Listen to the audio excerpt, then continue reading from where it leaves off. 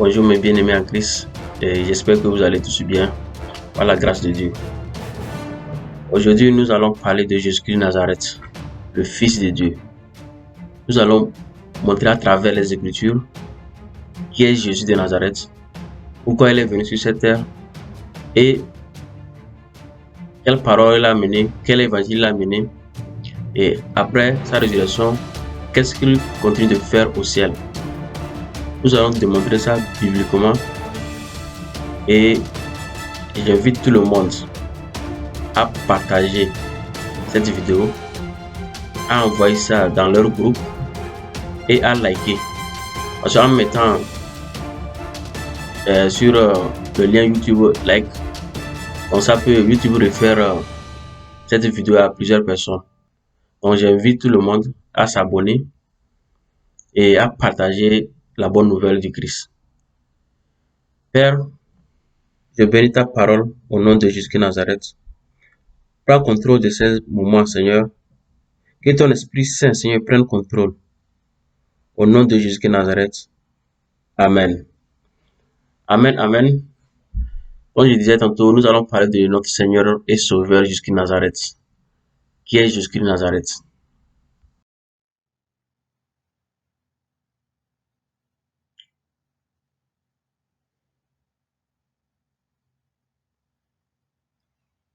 L'identité de Jésus-Christ de Nazareth. Introduction. Nous allons introduire aujourd'hui, parler de notre Seigneur Jésus de Nazareth. Parce qu'il y a beaucoup de choses qu'on doit parler. Donc c'est pourquoi on commence par l'introduction. On doit introduire et c'est à travers les Écritures qu'on va voir tout ça là.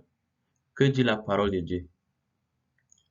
Que dit la parole de Dieu sur l'identité de Jésus de Nazareth? Comme je le dis souvent, la parole de Dieu, on doit analyser la parole de Dieu, on doit examiner. Et c'est à travers les Écritures qu'on doit examiner toutes choses.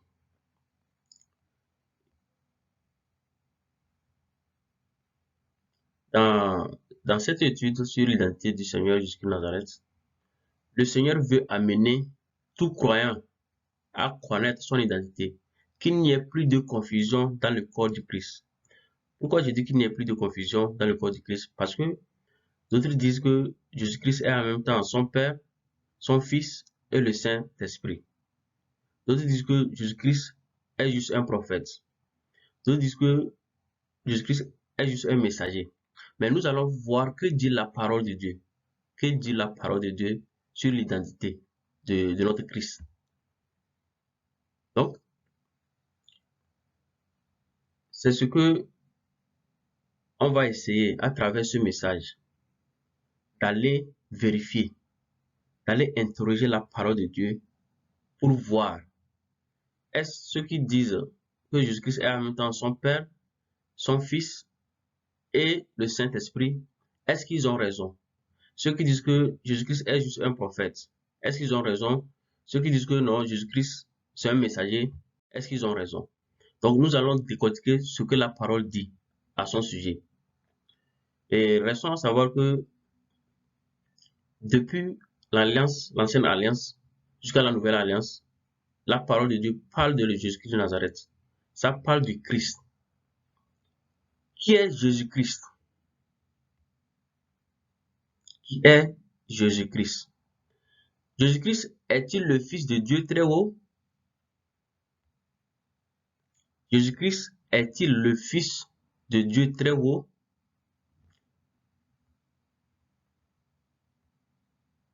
Jésus-Christ est-il Fils de l'homme? Jésus-Christ est-il un prophète? Jésus-Christ est-il un messager? Jésus-Christ est-il le Saint de Dieu?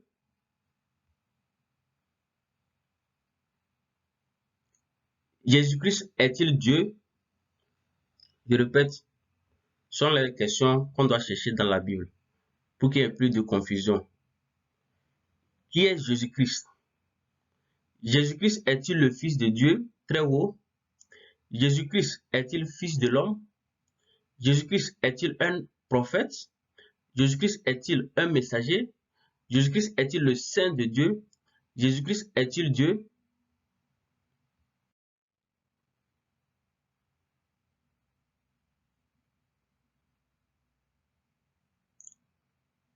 Nous allons répondre à toutes ces questions.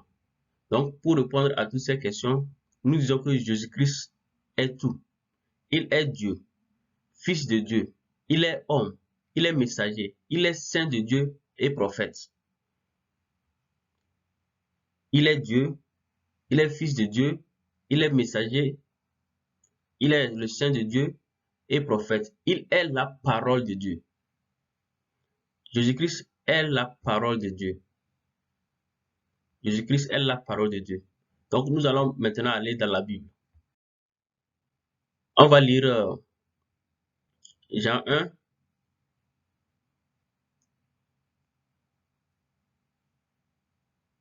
On va lire Jean 1, verset 1 à 4. Jean 1, verset 1 à 4. Au commencement était la parole, et la parole était avec Dieu, et la parole était Dieu. Elle était au commencement avec Dieu. Toutes choses ont été faites par elle, et rien de ce qui a été fait n'a été fait sans elle. En elle était la vie, et la vie était la lumière des hommes. Amen. Jean 1, verset 1 à 4. Au commencement était la parole. On venait de dire que Jésus-Christ est la parole de Dieu. Au commencement était la parole, et la parole était avec Dieu. Et la parole était Dieu. Elle était au commencement avec Dieu.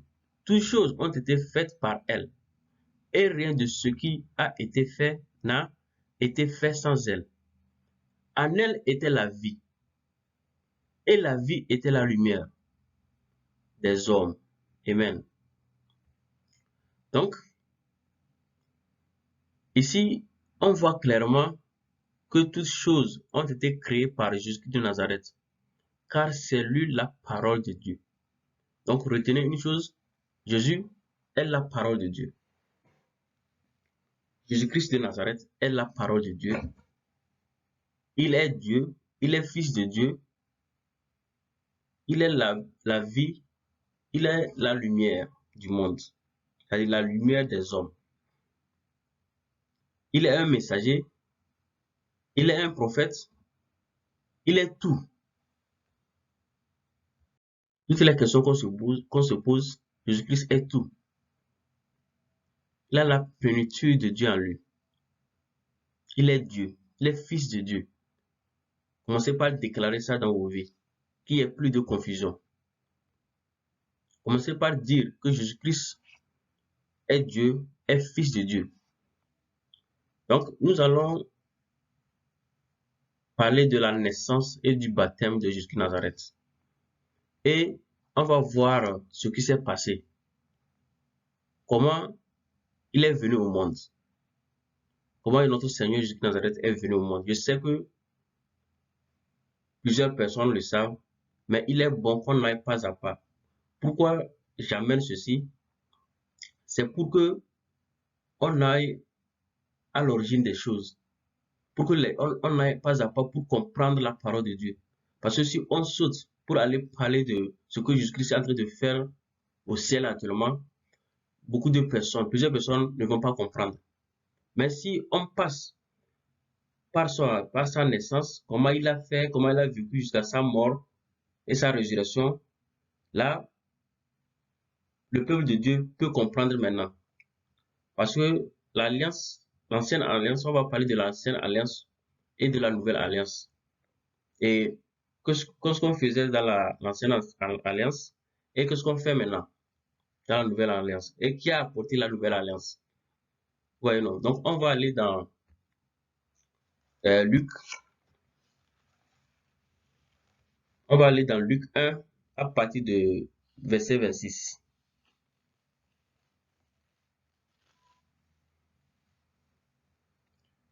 Luc 1, verset 26 à 38.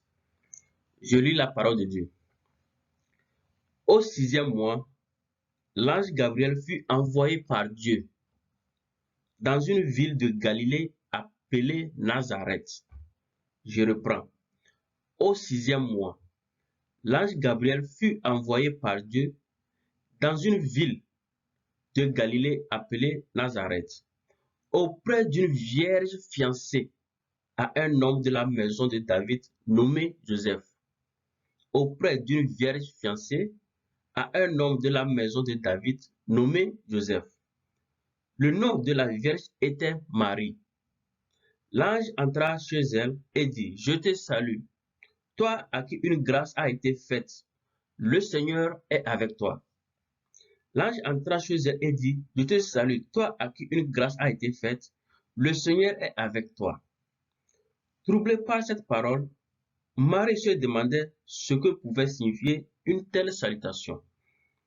L'ange lui dit, ne crains point, Marie, car tu as trouvé grâce devant Dieu. Gloire à Dieu.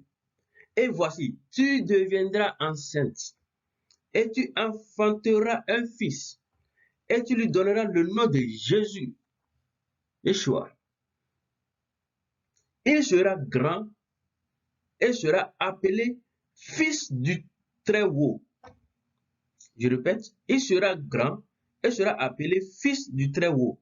Et le Seigneur Dieu lui donnera le trône de David, son père.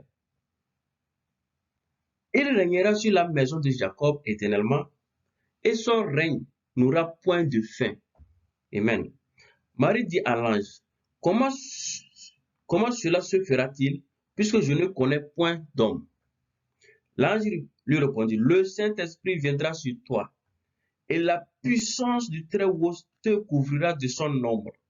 C'est pourquoi le Saint-Enfant qui naîtra de toi sera appelé Fils de Dieu. Notez ça.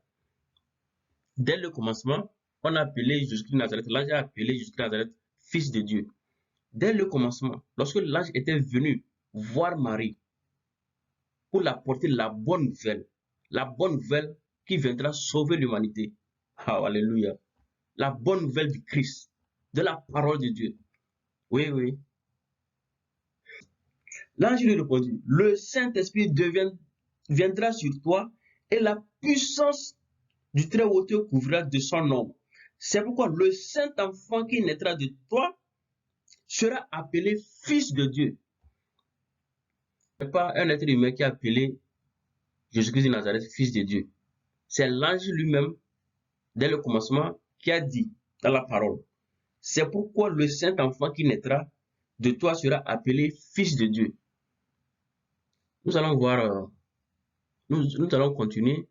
Et il y a plusieurs versets où on a appelé Jésus-Christ Fils de Dieu. On va aller dans Matthieu 3, 13 à 17. Matthieu 3, 13 à 17. Alors, je lis la parole de Dieu. Alors Jésus vint de la Galilée au Jourdain vers Jean. Jean était celui qui était venu annoncer la venue de Jésus de Nazareth. Jean était la personne qui baptisait les gens qui disait aux gens de se repentir. Donc, c'était lui que Dieu avait envoyé pour préparer le chemin de notre Seigneur jusqu'à Nazareth. Donc, c'est ce Jean-là dont on parle actuellement. Alors, Jésus vint de la Galilée au Jourdain vers Jean pour être baptisé par lui. Mais Jean s'y opposait en disant, c'est moi qui ai besoin d'être baptisé par toi et tu viens à moi. Jésus lui répondit, laisse faire maintenant, car il est convenable que nous accomplissions ainsi tout ce qui est juste. Et Jean ne lui résista plus. C'est-à-dire, ici, Jean était en train de baptiser les gens, le peuple. Il leur disait de se repentir. Mais Jésus-Christ aussi était venu pour se faire baptiser. Donc Jean a résisté, il ne voulait pas baptiser Jésus-Christ parce que il se voyait inférieur à Jésus-Christ de Nazareth. Mais Jésus-Christ dit, laisse faire ce que les Écritures, les prophètes, tous les messagers ont dit d'après les Écritures. Laisse accomplir cela. Donc Jean n'a pas résisté. Nous continuons. Dès que Jésus-Christ eut été baptisé, il sortit de l'eau et voici les cieux s'ouvrir. C'est si vous allez voir le Père le Père donner l'identité de son Fils. Ah oui. Vous allez voir le Père parler au peuple. On dit, la parole de Dieu dit quoi? Et voici les cieux s'ouvrir et il vit. Il, c'est qui? C'est Jean qui a baptisé Jésus-Christ de Nazareth. Donc, lorsque Jésus-Christ sortit de l'eau, c'est-à-dire le baptême par immersion, c'est très important. Ce n'est pas le baptême pour prendre de l'eau versée sur un bébé, non. C'est par immersion. Ça, c'est très important. Si Dieu le permet, un jour, on va étudier cela. Mais pour le moment, on est en train de vouloir prouver au monde que Jésus-Christ est fils de Dieu. Il est tout. Il est Dieu. Il est tout. Donc, vous allez voir, on va continuer la lecture. On dit, dès que Jésus eut été baptisé, il sortit de l'eau. Et voici, les cieux s'ouvrirent et il vit l'Esprit de Dieu descendre comme une colombe et venir sur lui. Amen. Et voici une voix fit entendre des cieux ces paroles.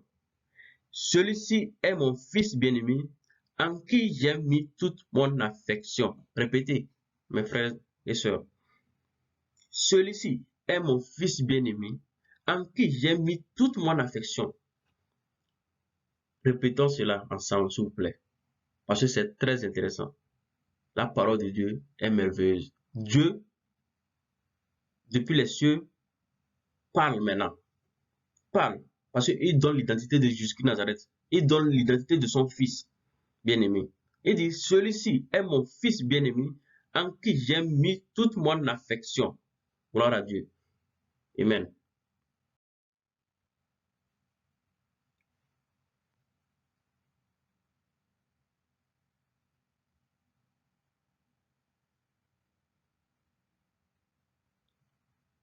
Ici, nous allons donner les versets qui prouvent que Jésus-Christ est fils de Dieu. Nous avons déjà lu où, lorsque l'ange était venu parler à Marie, il a dit que c'est pourquoi le Saint-Enfant sera nommé fils de Dieu. Donc, on a déjà vu ce verset et les versets bibliques qui prouvent que Jésus-Christ est le fils de Dieu. Donc, on venait de lire Matthieu 3, 17, mais je peux reprendre ça. Verset 17. Et voici une voix fit entendre des cieux ces paroles. Celui-ci est mon fils bien-aimé, en qui j'ai mis toute mon affection. Donc, Matthieu 3, 17. Et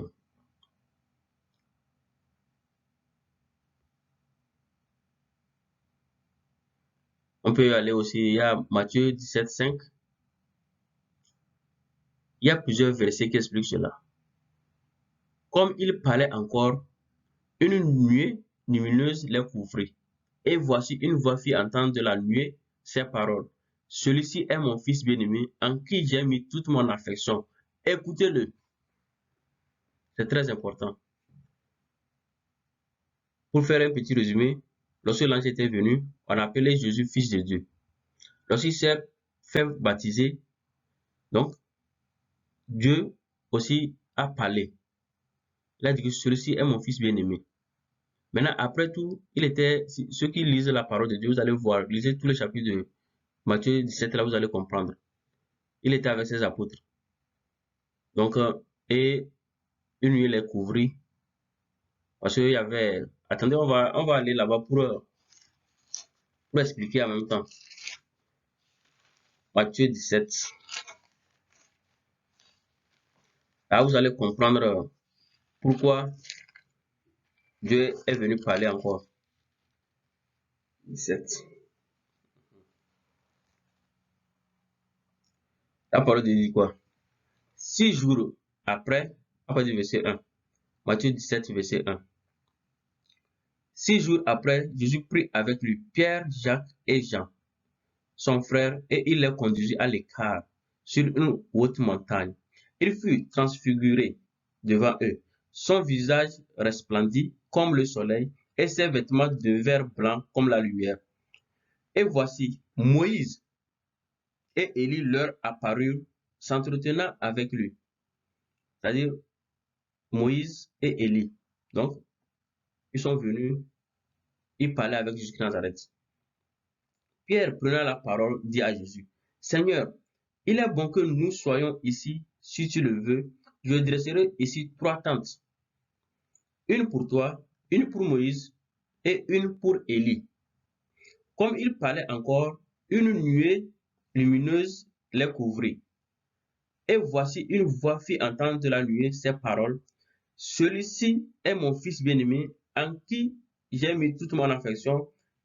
Écoutez-le.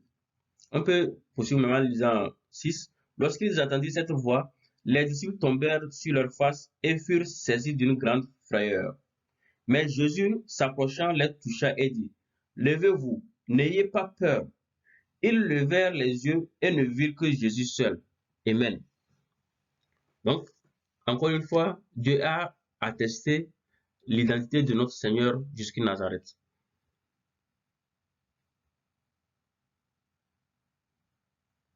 Donc, il y a Matthieu 8, 29. Pour ceux qui veulent lire après, allez fouiller dans les Écritures. Matthieu 8, 29. Et il y a 2 Corinthiens 1, 19 qui parle aussi de Jésus-Christ de Nazareth. Les versets que je donne là, c'est sur l'identité de Jésus-Christ de Nazareth. On a aussi Matthieu 21, 11. Matthieu 21, 11. On a Marc 1, 23 et 24. Et puis Jean 11, 25 à 27. Jean 11, 25 à 27. Donc, je vous en supplie, prenez le temps d'aller fouiller, d'aller lire et retenir ces versets. C'est très important. Si vous êtes en discussion, vous voulez évangéliser quelqu'un, si la personne vous demande pourquoi vous vous appelez Jésus de Nazareth, fils de Dieu, allez, prenez la parole de Dieu, lisez. Donc, personne n'a inventé, c'est Dieu même qui atteste des choses, qui atteste l'identité de son fils. On va continuer.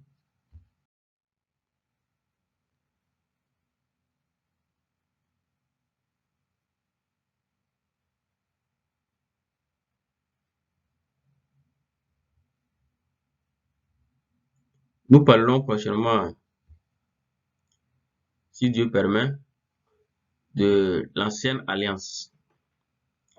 L'ancienne alliance, c'est la loi que Moïse a apportée, la loi de Moïse. Donc, nous allons parler de l'ancienne alliance et ça serait une étude très très vaste parce qu'il faut qu'on comprenne. Ici, j'ai amené, parce que tout le monde connaît l'histoire de Jésus de Nazareth. Maintenant, le terme fils de Dieu qui amène des problèmes, c'est pourquoi Dieu m'a mis à cœur de faire des recherches là-dessus et d'apporter pour qu'il n'y ait plus de confusion. Donc, c'est pourquoi j'ai aussi parlé de sa naissance, du baptême. Vous voyez? Donc, prochainement, on va encore aller un peu en arrière pour parler de l'alliance, l'ancienne alliance. L'ancienne alliance pour expliquer des choses dedans avant qu'on puisse comprendre. Parce que ce message, normalement, ce que je veux faire comprendre au monde, le rôle que Jésus-Christ fait actuellement au ciel. Qu'est-ce que Jésus-Christ fait actuellement dans les cieux? Donc, c'est la révélation que je veux apporter au peuple. Qu'est-ce qu'il fait actuellement? Et il est où? Nous savons tous que Jésus-Christ est dans le ciel. Et nous savons, tout le monde dit que Jésus-Christ revient bientôt. Mais qu'est-ce qu'il fait là-bas? Il est parti faire quoi là-bas? Vous voyez, non? Et vous-même savez qu'il était au ciel avant de venir. Maintenant, il est reparti sur son papa. Lui-même, il a attesté ça lorsqu'il était sur la terre. Que personne n'a jamais vu le Père, si ce n'est pas celui qui est descendu des cieux. Donc, et il dit aussi que celui qui a vu le Père. Donc, Jésus a attesté beaucoup de choses. Donc, pour un chrétien qui peut avoir un temps de lire, il va comprendre facilement ce que je suis en train de dire. Parce que je n'invente rien, tout est dans la parole de Dieu. Prenez le temps juste de vérifier. Donc, nous allons parler prochainement, s'il plaît à Dieu, de l'alliance, de l'ancienne alliance, du rôle des sacrificateurs et souverains sacrificateurs. Donc, nous allons parler des rôles expliqués. Nous allons aussi aborder, montrer le sanctuaire, comment se faisait, où se faisaient les, les offrandes, les holocaustes et beaucoup de choses pour le peuple. Parce que pour demander pardon à Dieu en ce temps, il faut qu'on immole un agneau. Et c'est comment ça se passait, à qui on donnait, qui était chargé, qui était mandaté. Donc nous allons voir ça si Dieu permet en détail. Et je prie que chaque chrétien ait sa Bible lorsqu'il veut écouter ce message. Parce que c'est très important pour que les gens ne pensent pas que on est en train de leur raconter de n'importe quoi. Tout ce qu'on va lire, c'est dans la Bible. C'est pourquoi souvent je dis, venez et analysons. On doit analyser. C'est pas la peine de courir à gauche, à droite si on a la parole de Dieu à côté. Ne cherchez pas à aller voir tel pasteur, tel prophète pour vous expliquer. Non. Il y a la parole de Dieu. Dieu explique sa parole. L'homme, les pensées. Quelqu'un peut lire un message et se tromper d'explication. Il ne peut pas apporter une explication digne d'une révélation divine. Donc, c'est lorsque tu vas prier, prendre ta parole, prendre la Bible, en ce temps, tu auras une révélation biblique.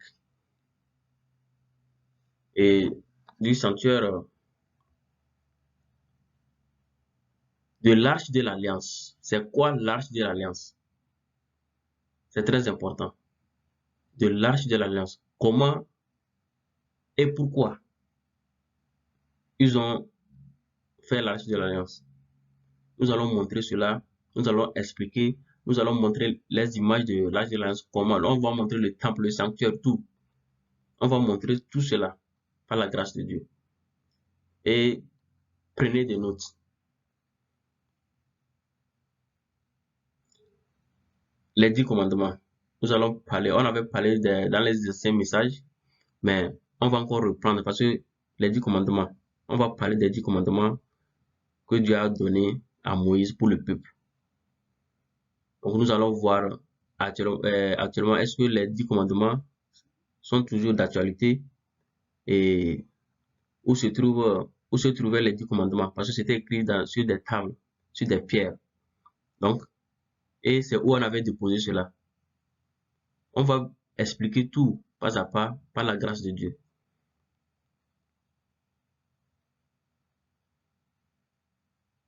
Nous allons parler aussi de la mort et la résurrection de Jésus-Christ de Nazareth.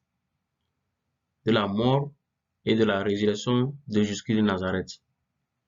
La nouvelle alliance. Donc, s'il y a une nouvelle alliance, ce qui veut dire qu'il y a quelque chose qui a vieilli. Et c'est l'ancienne alliance. L'ancienne alliance a vieilli. Si l'ancienne alliance était parfaite, Dieu n'allait pas amener une nouvelle alliance. Parce qu'il a dit qu'il fera dans les derniers temps, il fera une nouvelle alliance avec son peuple. Et Jésus-Christ de Nazareth était venu avec une bonne nouvelle, la nouvelle alliance. La mort et la résurrection de Jésus-Christ, la nouvelle alliance, du don du Saint-Esprit. On va parler du don du Saint-Esprit. Parce qu'il y a de la confusion aussi. Il y a les gens qui disent de beaucoup de choses sur le Saint-Esprit. Si Dieu permet, on va étudier le Saint-Esprit. On va voir qui est vraiment le Saint-Esprit. Donc, on va voir tout ça là, si Dieu le veut.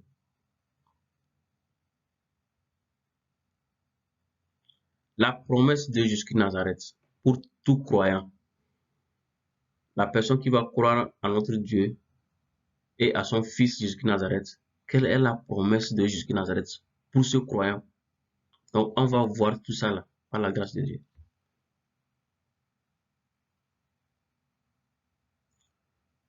C'est cette partie-là aussi qui me plaît.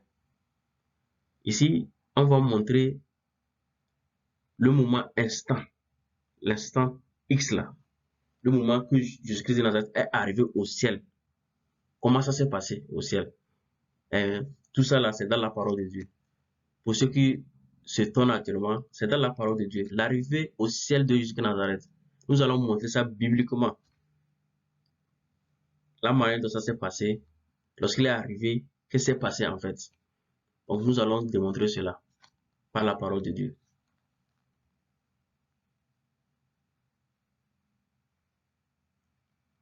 Nous allons parler du sanctuaire original au ciel. Parce que, pourquoi original?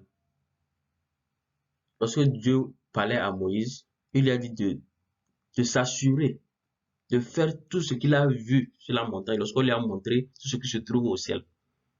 On lui a montré l'arche qui se trouve au ciel, le sanctuaire original.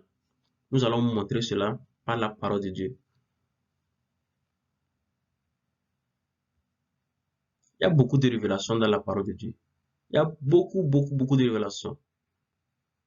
Donc, j'avais dit ça, que ce que je suis en train de faire actuellement au ciel, et nous allons parler de ça.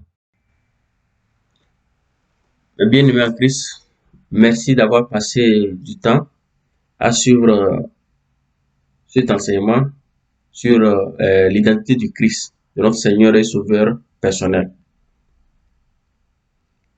Vous savez, il y a beaucoup de choses qu'on doit apprendre dans la parole de Dieu.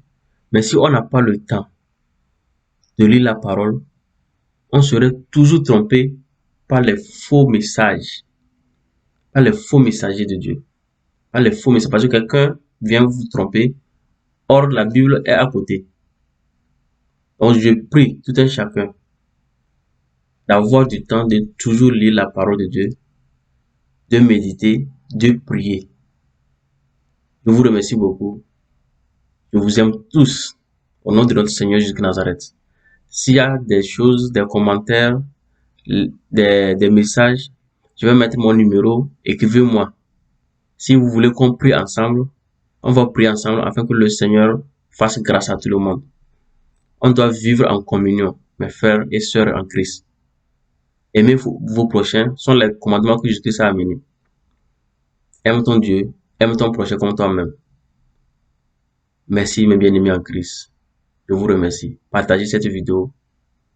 Père, merci pour ce message. Père, au nom de ton Fils bien-aimé Jésus Nazareth, je te rends grâce et honneur. Gloire, Seigneur éternel, nos amis. Agis, Seigneur Père, dans nos vies. Pardonne-nous, Seigneur éternel, amis. Guide-nous, Seigneur. Ton Esprit Saint nous remplisse, Seigneur Père. On soit revêtus de la puissance divine, Seigneur. Père, montre-nous le chemin. Tu es le chemin, Seigneur Père. Tu es le chemin, la vérité et la vie. Donne-nous, Seigneur Père et tes amis. Permets, Seigneur Père, qu'on soit toujours à ta présence. Au nom de ton Fils bien-aimé, jusqu'à Nazareth. Amen. Amen. À la prochaine fois, mes bien-aimés. N'oubliez pas de liker ce message et de partager. Merci. Bye.